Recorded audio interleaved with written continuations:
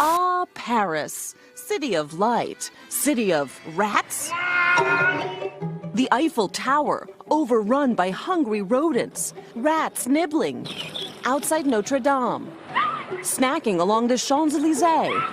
Experts estimate there's 2 rats for every Parisian. That's around 4 million rats.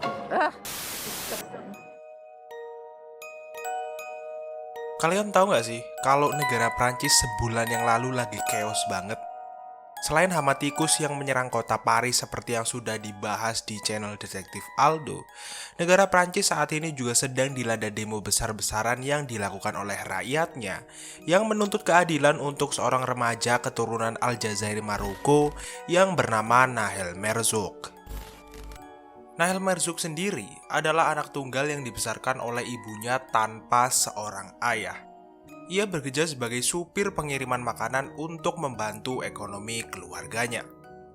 Di waktu senggangnya, ia diketahui juga bermain rugby.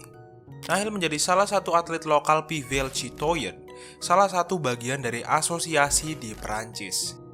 Ia sebenarnya terdaftar di perguruan tinggi di Surens, tetapi dia tercatat jarang sekali masuk kelas.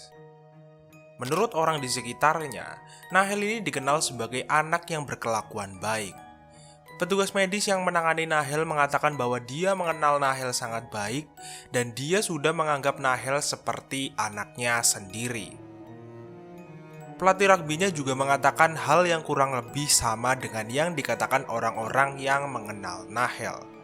Saat diwawancarai, pelatih itu mengatakan bahwa Nahel menggunakan rugby untuk bertahan hidup.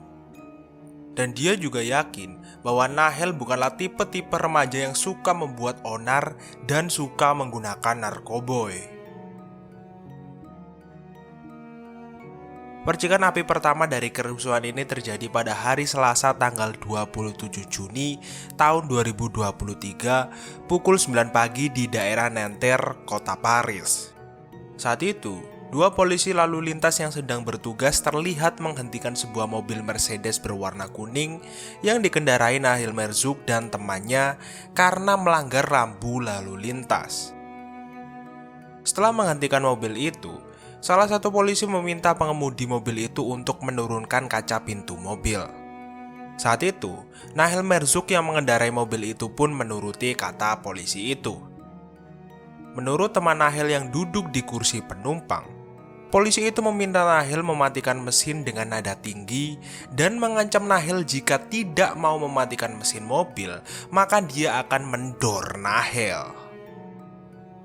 Sebelum Nahel bisa mematikan mesin mobil, polisi itu kemudian memukul Nahel menggunakan gagang pistol yang membuat Nahel kesakitan. Setelah itu, polisi kedua datang untuk memeriksa apa yang terjadi. Bukannya menenangkan dan menghentikan kekerasan yang dilakukan rekannya, polisi kedua itu malah ikut memukul Nahel menggunakan gagang pistolnya dan kemudian bergerak ke arah kaca depan. Menurut keterangan teman Nahel, saat itu polisi pertama mengarahkan pistolnya ke arah Nahel dan berkata, "Jangan bergerak atau aku akan mendor kepalamu." Nahel secara tidak sengaja melepas pedal rem setelah dia menerima pukulan ketiga dari salah satu polisi itu. Saat itu, mobil yang dikendarai Nahel dan temannya adalah mobil Matic. Dan menurut teman Nahel, saat mobil itu diberhentikan, mobil itu tidak dalam keadaan parking mode. Melihat hal itu, polisi yang berada di kaca depan terkejut dan mungkin secara tidak sengaja melepas peluru yang menghujam tubuh Nahel. Nahel yang ikut terkejut karena hal itu, secara tidak sadar menginjak pedal gas yang membuat mobil itu melaju tak terkendali, lalu menabrak pembatas jalan. Teman Nahel yang saat itu juga ketakutan, kemudian keluar dari mobil dan melarikan diri. Beberapa saat setelah terjadinya hal itu, petugas medis datang untuk mengecek keadaan Nahel. Tapi sayangnya, Nahel sudah tidak bisa diselamatkan. Singkat cerita, polisi yang melepaskan tembakan kepada Nahel langsung ditahan atas dugaan penghilangan nyawa.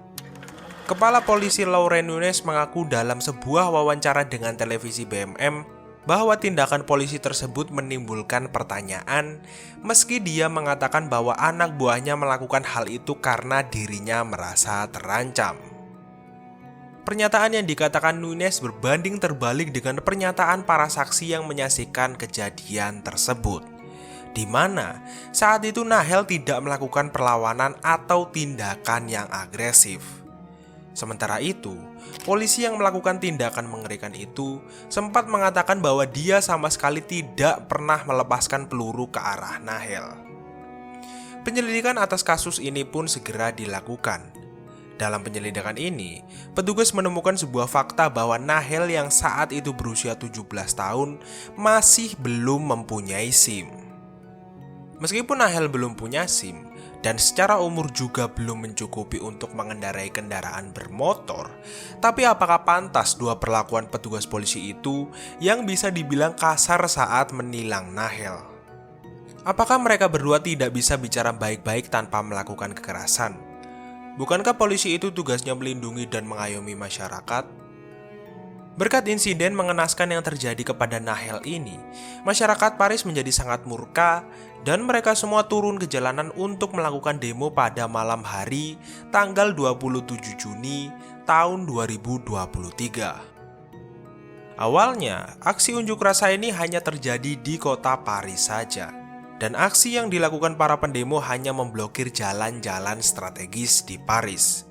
Tetapi, aksi ini kemudian menyebar secara tak terkendali ke kota-kota di sekitar Paris seperti Lyon, Marseille, hingga Toulouse.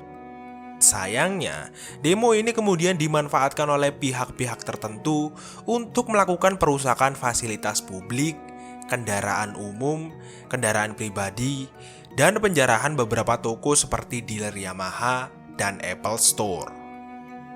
Bahkan, pada tanggal 3 Juli tahun 2023, para pendemo juga meluapkan amarah mereka di rumah wali kota l'Île-et-Rose, Vincent Jeanbrun.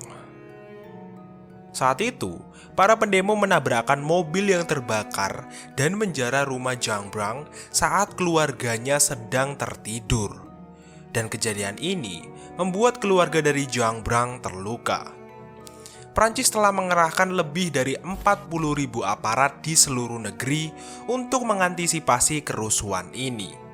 Setidaknya, 250 polisi terluka akibat bentrokan dengan pendemo di beberapa kota. Dan setidaknya ada 1.300 demonstran yang mayoritas merupakan anak muda ditahan aparat akibat kerusuhan tersebut. Selama kerusuhan ini terjadi, ada 1.350 kendaraan dan 234 bangunan dibakar dan 2.560 insiden kebakaran terjadi di ruang publik. Menurut Tempo.co, kerusuhan yang berlangsung selama 6 hari itu sudah menyebabkan kerugian sekitar 20 juta euro. Akibat situasi yang kian genting, Presiden Emmanuel Macron sampai membatalkan perjalanan dinasnya ke Belgia dan segera menggelar rapat kabinet. Kejadian ini juga menarik perhatian dari Presiden Turki yaitu Recep Tayyip Erdogan. Menurut Tempo.co, Presiden Erdogan mengatakan bahwa kerusuhan di Prancis ini disebabkan oleh rasisme institusional dan masa lalu kolonial negara itu. Dia juga mengatakan bahwa kerusuhan Prancis ini terjadi karena Islamofobia yang dikaitkan dengan masa lalu kolonial di negara itu. Ya, ini memang sudah menjadi rahasia umum bahwa beberapa negara barat memang kerap kali memberikan perlakuan yang berbeda terhadap masyarakat minoritas dan imigran. Kalau menurutku, aksi demonstrasi ini memang berawal dari insiden kematian Nahel Merzouk.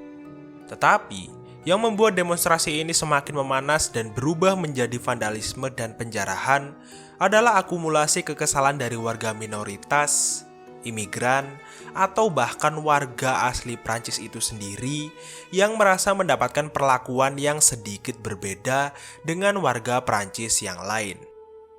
Tapi pastinya, sampai konten ini tayang, penyelidikan terhadap kasus penghilangan nyawa Nahel masih dilakukan.